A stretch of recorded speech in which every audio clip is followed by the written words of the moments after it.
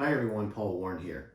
As a beginner guitarist, have you struggled with your chord changes and not been able to make them in time? In other words, playing along to a metronome or a drum beat or to a song? That's what we're going to address today with one solid tip that will get you changing chords much quicker. As a beginner guitarist, you want to be able to play a chord and then change to another chord without a big gap in between the two. I would say one struggle that students encounter is that, okay, they can make the chord and they can make the second chord, but they just can't seem to speed up that change at all, and they're looking for ideas as to how to make that happen without just playing them a million times.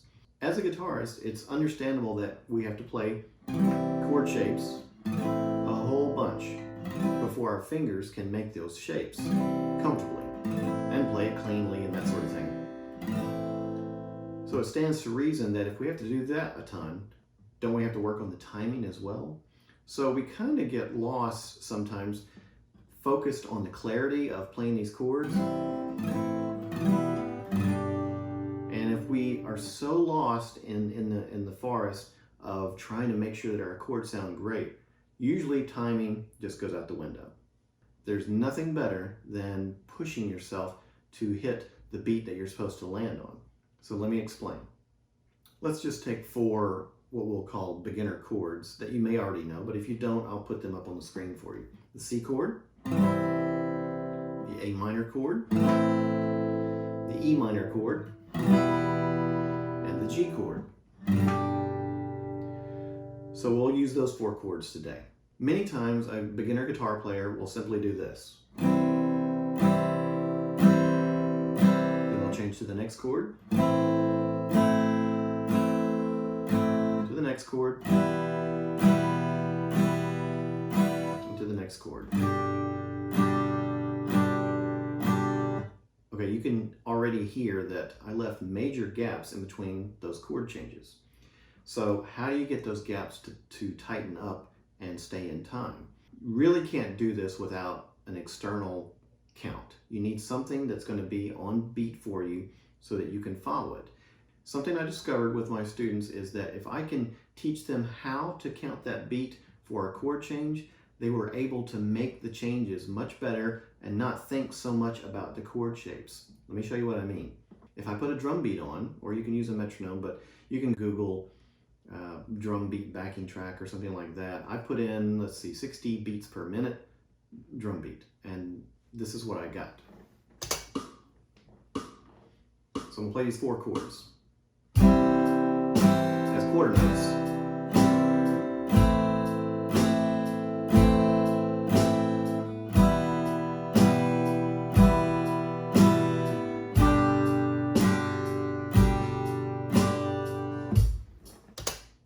Okay, so that's our starting point. We're playing them as quarter notes.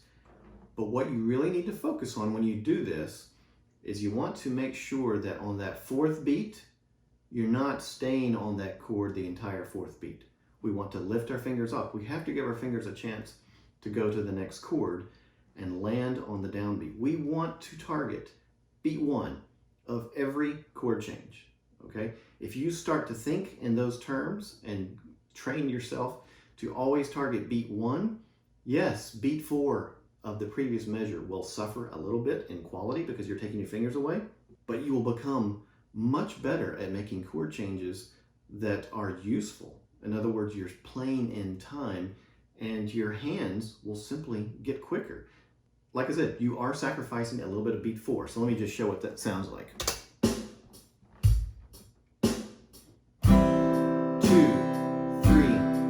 4,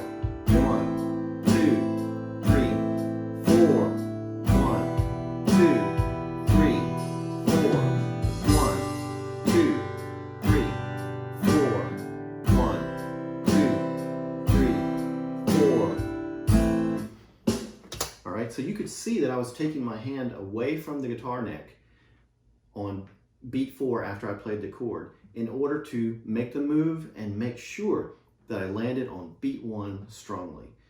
Now, what typically happens with a lot of my students is that they'll have to lift up their hand even before that.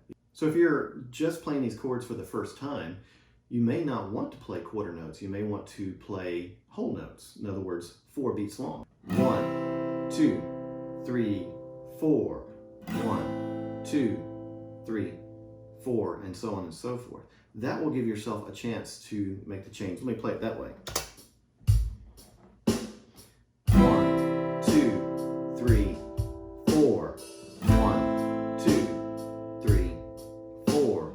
1, 2, 3, 4. 1, 2, 3, 4. 1. Okay? So doing that, I'm teaching myself to target beat 1, and I've noticed that this makes a huge difference in how much quicker my students were able to learn chord changes. So we don't want to put a big gap in between beats 4 and 1. You want to land on 1 no matter what's happening here. So say you are playing and you play your C, and then when we go to A minor, you totally screw it up and it sounds like this. That's okay.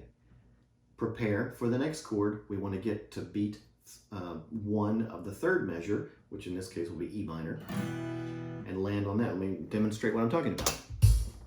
1, 2, 3, 4. I screwed up this one. Forget it. Go on to E minor. I screwed up the G. Go to beat 1.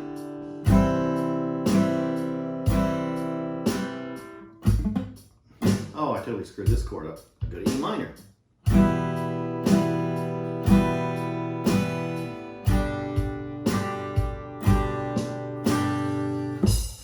Okay, if you think about it, if you're going to play with a band or a group of musicians, what's more important? That you stay in time or that you play every chord so cleanly that no one ever hears a string buzz or a muted string?